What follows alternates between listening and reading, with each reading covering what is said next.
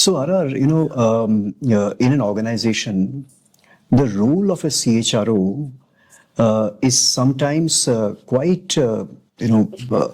fuzzy in the way the CHRO is expected to contribute to the organizational well-being. And in that fuzziness, there are certain dilemmas which are very unique for an impactful CHRO to be able to handle well. What could be those dilemmas that he would face? And how would he address those dilemmas? Just before I come to dilemmas, I think let's also call out that there is greater legitimization of CHRO role in today's times than what was it some 20 years ago. Absolutely right. And I'm so delighted also to observe diversity and inclusion getting pretty focused around choice of CHROs. And CHROs are today sitting on the top table.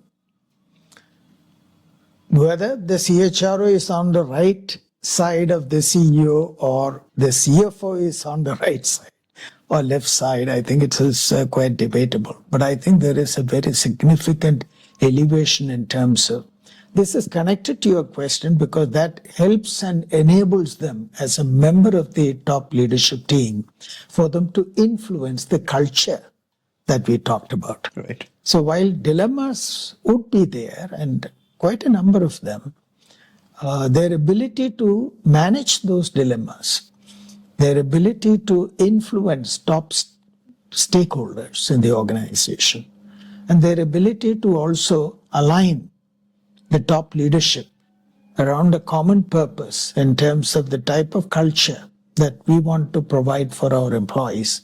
I think those are some of the strengths, and that the CHROs must be able to leverage fully because they can't keep on saying, look, I'm not in control. They are fully in control and empowered and enabled. It's my perspective. I might add one thing here is that, I think the CHRO's role is so unique in a specific way. And that way is that every day when the CHRO goes back home, he thinks that was I more pro-management or more pro-employee? So that is a dilemma or a challenge that is very unique with the role of a CHRO.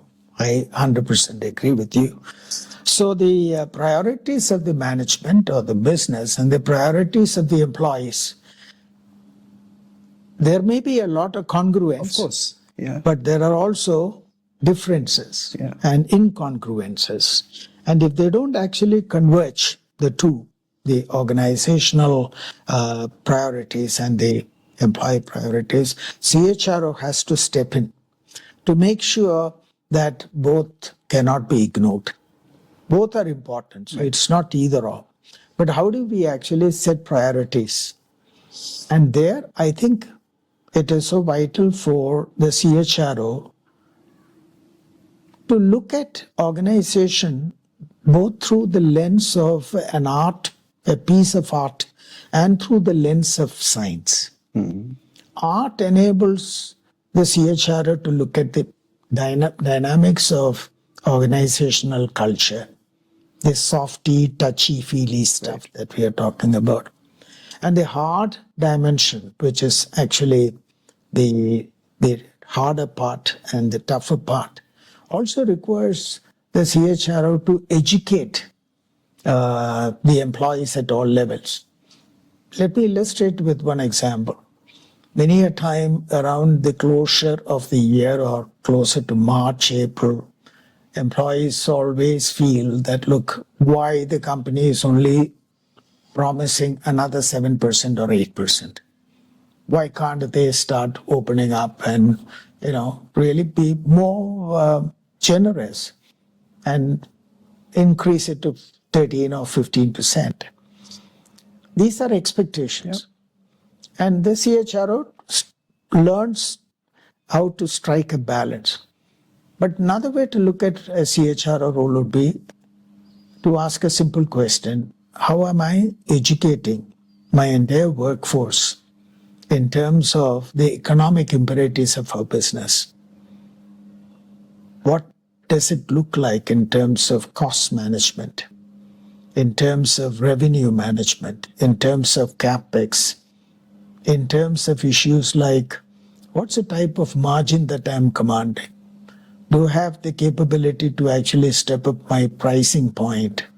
What is the additive service that I'm providing to delight the customer who is willing to pay that extra price for a service or a product or a solution that you offer? So economic imperatives of the business is very important. And if it is a large factory, why not you look at our employees, the shop floor employees, and the union leaders, because they need to appreciate.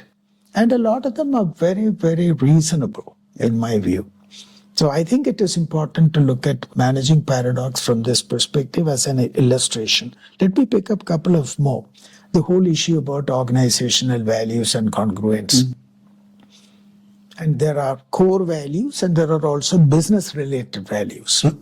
Core value could be integrity, for example. Business value or another core value could be trust. How do we build a trusting environment in all our relationship? The business value could be bias for action, because the speed of the market dynamics is such that it is important for it to have bias for action as an important value, which has to be imbibed. Irrespective of whether it is core or business values, it appears to me that it is very important for CHRO to communicate. And also from the very beginning, when you are hiring people, look for values, look for attitudes, look for beliefs, and then train them for skills. Right. And therefore, some of this cannot be taken up at a much later stage, but it has to actually start at a very early stage. Let me close with one more point, which has to do with in a span of about 7 or say in a span of about, shall we look at 20, 25 years, many people have actually talked about the fact that they renewed themselves through executive education, opportunities to educate themselves to remain relevant. CHROs from that perspective will have to renew themselves and therefore will have to address how they remain relevant for now and in the future. And you and I know about the 70-30-10 principle. But today people are talking about probably 60-30-10 principle, which is 60% of development takes place on the job. So CHRO has to learn while you work. This 30% is more to do with being part of projects, cross-functional teams, strategic teams. Initiatives. New initiatives that the organization need to look at from a longer-term perspective, and a whole host of external engagements too, because you are part of an industry forum. Right. And 10% is all about executive education, which is about self. Willingness for that. And what is my motivation to remain relevant? Yeah. So I'm a great advocate to suggest John Gartner, who used to be the Secretary of State for Education in Lyndon Johnson's administration, addressing worldwide McKinsey consultants way back in 1990. I would recommend people to get into the net and pick it up. And the theme of his conversation in 1990 was on personal renewal. So the key question that our CHROs, and I think that's the way I looked at my role, how do we actually renew ourselves? And from that perspective, I have a feeling that we can do more. NHRD and organizations like this are excellent vehicles, but professional growth and skill accreditation and development is equally important, because in a way CHRO is an exemplar of how the person renews oneself to remain relevant for the future, and therefore it also has a certain sort of positive fallout for the rest of the organization. So there is this dilemma which we spoke about between the company bottom line and employee, employee expenses. Awareness. Correct. They need to understand. So is it that the CHRO needs to also address things beyond financial rewards? Everything cannot boil down to financial rewards, and therefore CHRO has to also sense the pulse of the employees in terms of what are the forms of recognition, what sort of awards, recognition, and celebration that they are. And I think there is no prescriptive answer here. It seems to me it is more to do with the profile of your workforce. I know of organizations who are promoting diversity and equity and inclusion are now trying to sort of appreciate and acknowledge the contributions the diverse workforces making for the organization, and therefore one size fits all may not be appropriate. You have to be specifically oriented to the needs. The one thing I'm increasingly recognizing is that non-financial rewards are now becoming more important or as important as financial. To give you an illustration, in one organization, they always identify those who come up with shining examples of innovations, individual and group-directed innovation efforts. And those who actually are invited to finally present the best shining examples to the managing director or to the chairman emeritus, for them, it is not financial rewards. It is about that appreciation, recognition that I could showcase my ideas and thoughts together with my team to the highest level of functionaries in the organization. Nothing new, but I think one need to keep on. For example, I know of another organization who are constantly providing innovation awards, not in financial terms, but saying, look, if your contribution is recognized, then of course you take a week off and you choose any of the best known universities and you recharge yourself. That's an investment that we wish to make.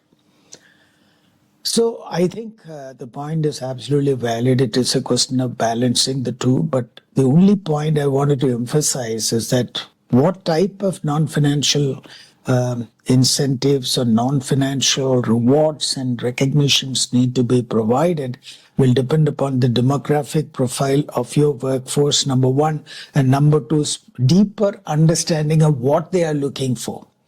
Rather than assuming that there is a one-size-fits-all, a point that I have already touched upon. Right. Appreciation, genuine appreciation, providing opportunities for innovation, opportunities for innovation being rewarded, recognized. And from this perspective, from a CHRO angle, I would also like to say that they have to look at their role from two different perspectives. One is as a job holder. The other is as a role holder. The difference between a job holder and a role maker. Job holders, they really look at conventional expectations and requirement of a CHRO and then, look at your KRAs and you drive your efforts. Role holders and role makers, they challenge the boundaries that are provided, and then they look for ways to stretch and go beyond the boundaries of the role. So they are the makers of the role. Right. And that provides the gratification. Not holders of the role. Correct. And that, I think, that requires this willingness to sort of experiment, willingness to show a degree of curiosity, willingness in terms of even day-to-day interactions. I mean, our CHROs is very transactional. Transformational CHROs are typically those who ask a lot of curious questions, powerful questions. not telling, but more of asking. And they also got a wider appreciation of the community, the society, the customer, the organization, who are the critical stakeholders, and how do we ensure that we try to harmonize and facilitate. And to that extent, the CHRO goes well beyond the prescribed role, Right. looks for discretionary contribution. Right. Then only these ideas come up. Right. Right. And probably one more important aspect I just want to highlight is that employees are looking for a level of comfort, especially post-pandemic, the initial question that you raised. And from that perspective, are our CHROs focusing attention on removal of hassles from workplace? I've come across situations where a new employee says, look, it took about almost 6 months for me to get my mail ID or a resource in the form of a new laptop. And many a time they palm off a reconditioned laptop. And I don't think that, I feel good about it, because it's not about functionality. It's about how I feel, how I perceive. Am I actually treated as a first-class citizen? Is there joy and excitement about receiving me into the organization? Or have I to chase? So a lot of hassles employees experience should be part of the center of the plate, which at this point of time, I'm asking this question, whether it is really receiving the type of attention that it should receive. So let me just sort of share some of these thoughts for further reflection. Yeah. I'm not saying that I've addressed everything, but those are some of the top of the mind dilemmas that I'm sensing about CHROs. Okay. Do you think that the management, the organization can do more to be able to iron out such dilemmas beyond what the CHRO is doing? I think at this point of time, these are senior guys and they are already in the top leadership team. They should be able to strategically influence others. Right. My experience, if I were to look at the executive education, the engagement I have with business schools, what I find is that senior leaders tend to use not more than 2 or 3 styles of influencing key stakeholders. We are talking about internal stakeholders, equally, of course, external stakeholders. And the dominant ones are 2. One is they use a lot of logic and data, and therefore reasoning is an important style of influencing. Right. Very, very strongly developed them 10 on 10. The second one is assertiveness.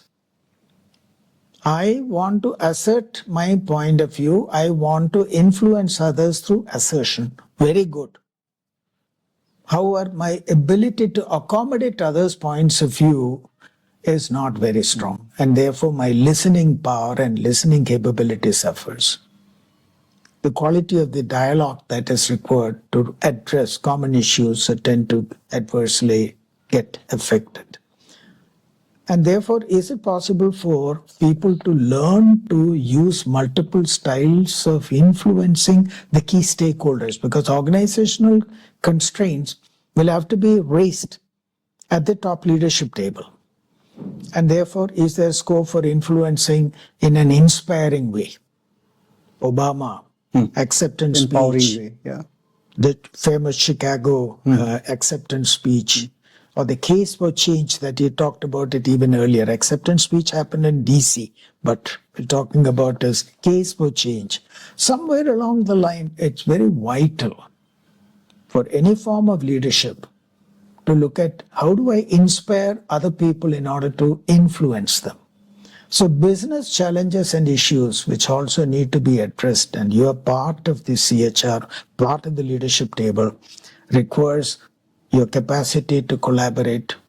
And therefore, I think one of the important quality a good CHRO must have is belief in the strength of every employee of the organization. The potential. a belief that everybody has potential. Yeah. The quantity of the potential could vary. Some may have limited potential, some may have medium, but to say that no one in our organization has any potential means no potential. That is unacceptable. Yeah. So I think fundamentally this has to do with beliefs. Unlocking the potential of employees. Unlocking the potential, then therefore I think you are likely to sort of use more appreciative inquiry into these the circumstances and the context of the person. And that attitude, if CHRO can display, the whole HR team will start displaying. Right. And if HR team becomes the exemplars to promote this culture and this value that you, first of all, appreciate first before you ask for improvement areas, then that can also permeate through the rest of the organization, is my belief. I've seen some people doing it with... This also includes a CHRO's ability to look into the eyes of the CEO of the business and say, look, in principle, for the following reasons, I do not subscribe that this is what we should do. Right. That is all about courage. Courage of conviction. Character and courage. It talks about character. In your role, I know you have demonstrated it amply. Your courage of conviction, and therefore you're not looking at what is a consequence of my utterance. But at that moment, it is important for me to call out. And say it in a way which is, more acceptable. Agreeable. But not saying it because there is a power center and the most powerful person is the chairman of the company and the board, and if he or she is holding an opinion, and if I'm actually going to sort of keep my tail inside, then where is my courage? Courage of conviction is very important. And that requires your capacity to earn trust and respect of those people. And many cases, the chairman of the company or the business will only appreciate and will ask for more such people in the leadership team. So that overcoming the fear, the tendency to be tentative, to one of holding on to your conviction, and in an intelligent and appropriate manner influence upward thinking is also the role of a CHRO. As you are asking this question about, how do you sort of, look at the balance between financial and non-financial, I'm extending further to make this comment. Yeah, sure. Now the next question comes in terms of phenomenon, is that in the company has its own business strategy, long-term business strategy.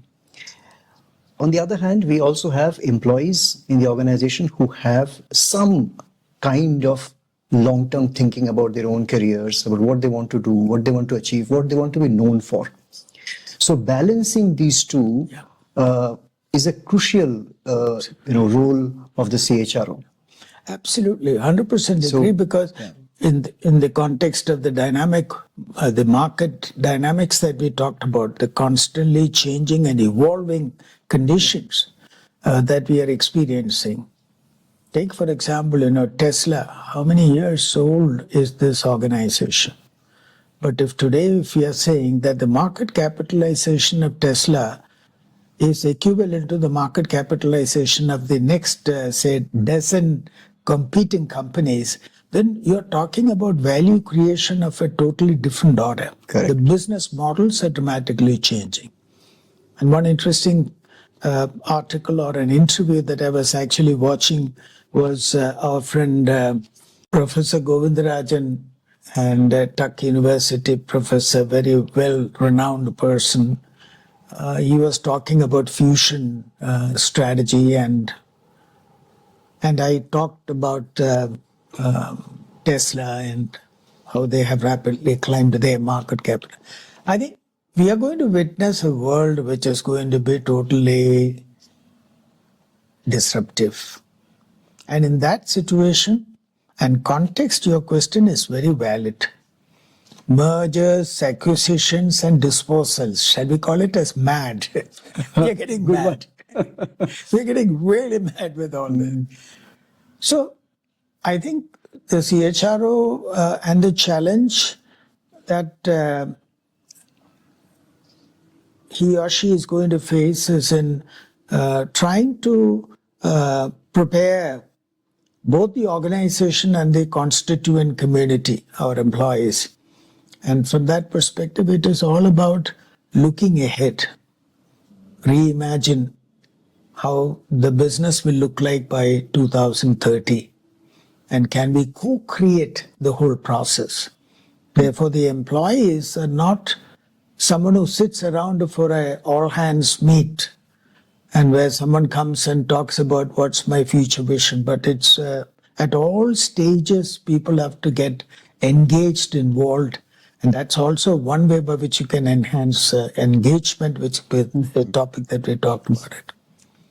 So therefore, co-creation, I think, is something which is quite appealing, and I'm feeling quite convinced that that is very, because your ability to influence, your ability to translate your vision of the future into action, because huge problem that we have is not about strategy, it's about implementation. So how do we bring strategy into action? I think if people are part of that journey, their ability to accept and collaborate in implementing will also go up. And that is one point. And secondly, from CHRO perspective, how do you actually sort of help people to appreciate and understand that this is a new reality of the world? More with less. Whether it is AI or ML or the whole digitization effort is to improve efficiency. But at the same time, there is also a cost dimension attached to anything that you bring as a new technology. And therefore, some displacements and some challenges employees are going to encounter, but how do you prepare them? From denial to acceptance, it's a huge shift. Therefore, coping with the disruption and at the same time preparing people to accept the new realities becomes a bit of a paradox, and always paradox is a challenge. But I'm reminded, still we have to of course, cope and deal with it. absolutely. I'm reminded of a large airline shutting down in India some time back.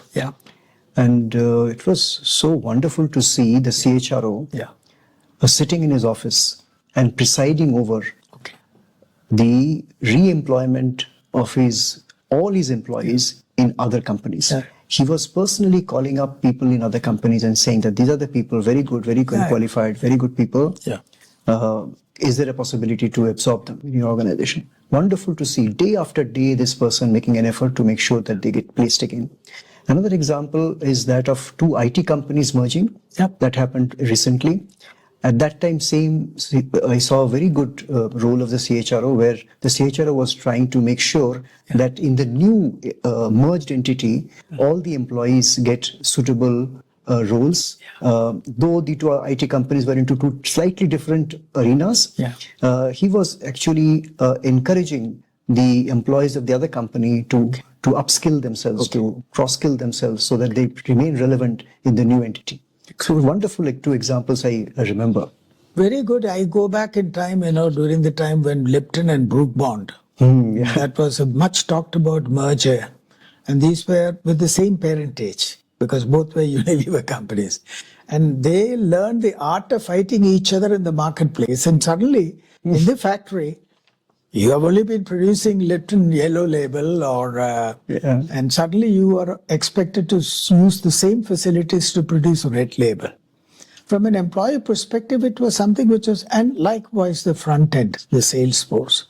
And therefore, how do we create a confluence of mindset, which is not about fighting each other anymore, but together can we get a higher market share? Right. And therefore, that whole sense of identity and purpose gets stimulated when you have confluence of mindsets, confluence of thinking.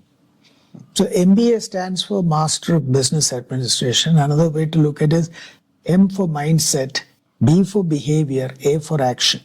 So when there are disruptions that are happening as a result of geographical decisions that are taken, or global decisions that are taken, or local shareholders wanting to exit from one line of business, The CHRO has to be rooted and closer to what is really happening in the larger context in terms of strategic intent, and therefore look at creative ways of addressing some of those challenges. And I'm sure that there could be many more challenges CHRO is facing, but that I'm sure will come up for further discussion. Right. Thank you.